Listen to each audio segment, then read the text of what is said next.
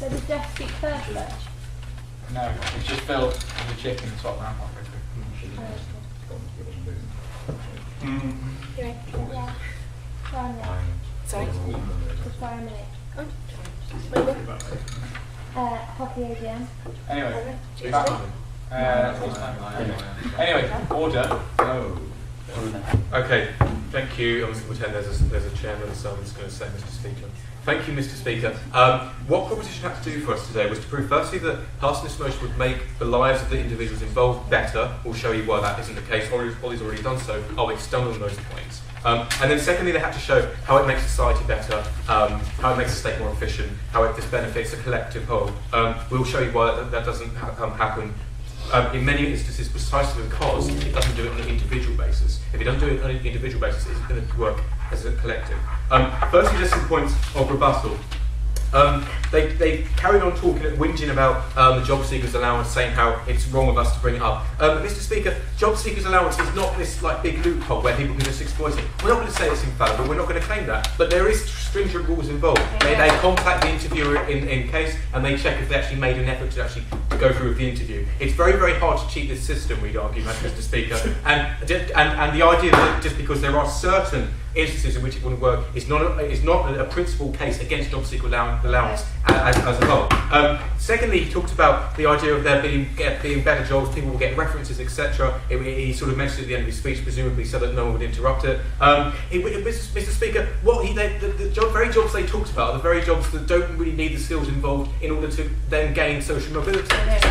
Ollie told you quite rightly that there are certain very important responsibilities in cleaning hospitals, for example. There is a very important training involved. There is a lot of responsibility, but that's just one instance of where it may actually be a good thing for these people. The majority of jobs that they've talked about, the majority of jobs that pay less than minimum wage. I'll go on to say that's why that's really bad. The majority of jobs, the clean up poo, I think he mentioned that in the park, that sort of thing. We don't think that's firstly very dignified, and we also don't think that's going to engage in social mobility, Mr. Speaker. We'll tell you why that's the case.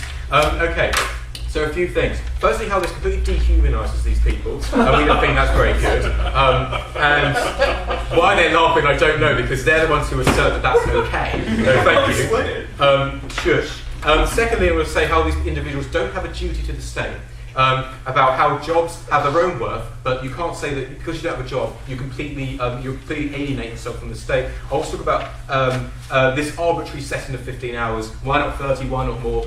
Surely it wouldn't be a success to engage in social mobility. Firstly, how it dehumanises people. Mr. Speaker, the nature of these jobs are the very jobs that people don't really want to do. Okay, so that's premise one. People don't really want to do these jobs. They're only doing it if they have to, really, if they want to support their own family. Right? That's premise one. Premise two is you're forcing people to do this job. We think you lose out dignity on both counts, Mr. Speaker. The state is firstly forcing you to do this job, and the state is then telling you should be grateful that we're forcing you to do it. And then your current situation is undignified. We think forcing them to go into this and completely violates their autonomy, completely forces them to go against their conscience. We don't think that there's enough harm involved if we don't do it to actually force them to go into this kind of line of work. They're more likely, because of this, they're more likely to engage in the kind of behaviour that we don't want to see in society. They're more likely to see families involved in crime because they now have a bad relationship with the state. They now have a negative relationship with the state rather than a beneficial one at this moment in time. We say that dehumanises them, not only dehumanises them, and that has its own worth, and that's why you shouldn't pass it, but it also creates a system whereby you're telling them that we no longer are on your side.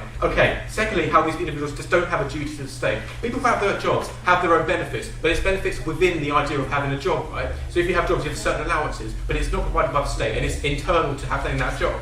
We say that that's fine. People who don't have jobs and have a job have their own worth.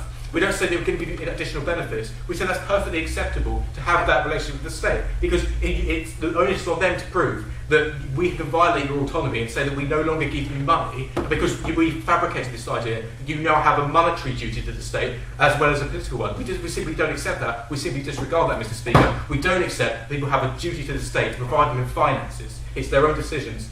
Okay.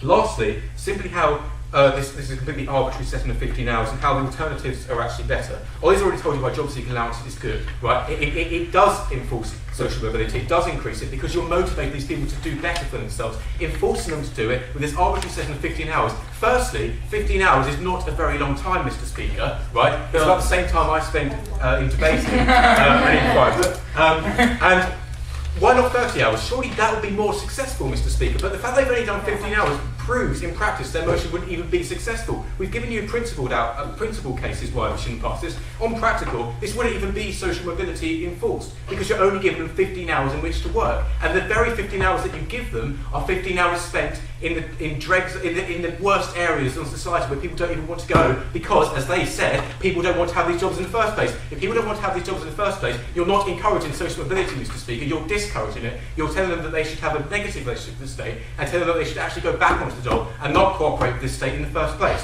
For all these reasons, Mr. Speaker, don't dehumanise these individuals, leave them to their own autonomous means, continue to say that they don't have a duty to the state, this fabricated idea that they have a financial duty as well as a political one, and lastly, it's an arbitrary setting of 15 hours, you don't increase social mobility, you discourage people from motivating themselves to get better jobs. For all those reasons, I oppose this motion.